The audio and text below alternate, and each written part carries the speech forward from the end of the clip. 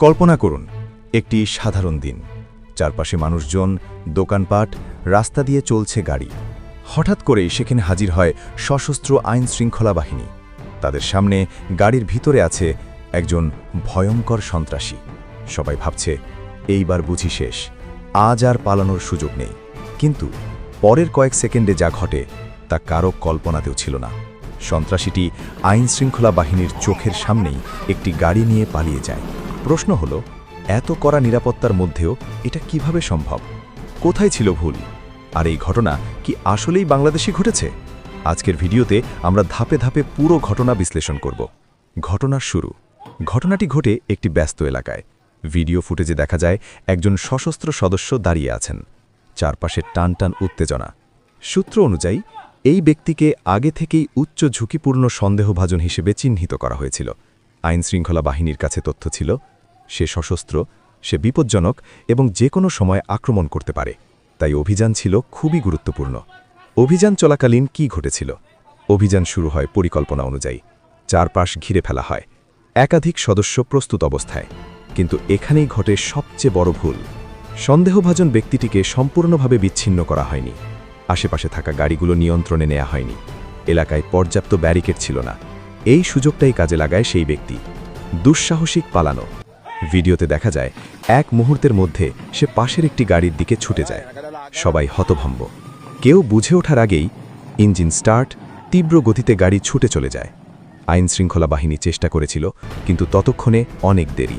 এই পুরো ঘটনা ঘটে মাত্র কয়েক সেকেন্ডে। মানুষের প্রতিক্রিয়া। ঘটনার পরপরই ভিডিওটি সোশ্যাল মিডিয়ায় ভাইরাল হয়ে যায়। কেউ বলছে এটা কি সত্যি সম্ভব? আবার কেউ বলছে এত বড় নিরাপত্তা ব্যর্থতা কিভাবে হয়? অনেকে দাবি করে এটা বাংলাদেশে নয়। এখান থেকেই শুরু হয় বড় বিতর্ক। ঘটনা কোন দেশে ঘটেছে? এই প্রশ্নটাই এখন সবচেয়ে গুরুত্বপূর্ণ। ভিডিও বিশ্লেষণ করে দেখা যায় ইউনিফর্ম, গাড়ির ডিজাইন, পরিবেশ ও গাছপালা, আশেপাশের স্থাপনা, এসব মিলিয়ে বিশেষজ্ঞদের ধারণা এটি দক্ষিণ বা দক্ষিণ পূর্ব এশিয়ার কোনো দেশ হতে পারে। অনেকেই বলছেন মালয়েশিয়া, আবার কেউ বলছেন ইন্দোনেশিয়া বা থাইল্যান্ড। কিন্তু এখনও পর্যন্ত সরকারিভাবে নিশ্চিত কোনো তথ্য নেই। একটি বিষয় পরিষ্কার, ঘটনাটি বাস্তব। চলুন নিরাপত্তা বিশেষজ্ঞদের দৃষ্টিতে দেখি। ১. প্যারিমিটার কন্ট্রোল দুর্বল। অভিযানের সময় আশেপাশের যানবাহন নিয়ন্ত্রণ করা হয়নি। ২. রিস্ক অ্যাসেসমেন্টের ঘাটতি। সন্দেহভাজন কতটা দ্রুত প্রতিক্রিয়া দেখাতে পারে তা ভুলভাবে অনুমান করা হয়। ৩. সমন্বয়ের অভাব। একাধিক ইউনিটের মধ্যে যোগাযোগ যথাযথ ছিল না। এই তিনটি কারণ একসাথে মিলে একটি বড় নিরাপত্তা ব্যর্থতা তৈরি করে। এই ঘটনা আমাদের কি শেখায়? এই ঘটনা শুধু একটি পালানোর গল্প নয়। এটি আমাদের শেখায় প্রযুক্তির পাশাপাশি মানবিক সিদ্ধান্ত গুরুত্বপূর্ণ। একটি ছোট ভুলও বড় বিপদ ডেকে আনতে পারে। সোশ্যাল মিডিয়ার ভিডিও যাচাই না করে বিশ্বাস করা বিপজ্জনক। একজন সন্ত্রাসীর এই দুঃসাহসিক পালানো আমাদের চোখে আঙুল দিয়ে দেখিয়ে দেয় কখনোই নিরাপত্তা হালকাভাবে নেওয়া যায় না। একটি মুহূর্তের ভুল ইতিহাস হয়ে যেতে পারে।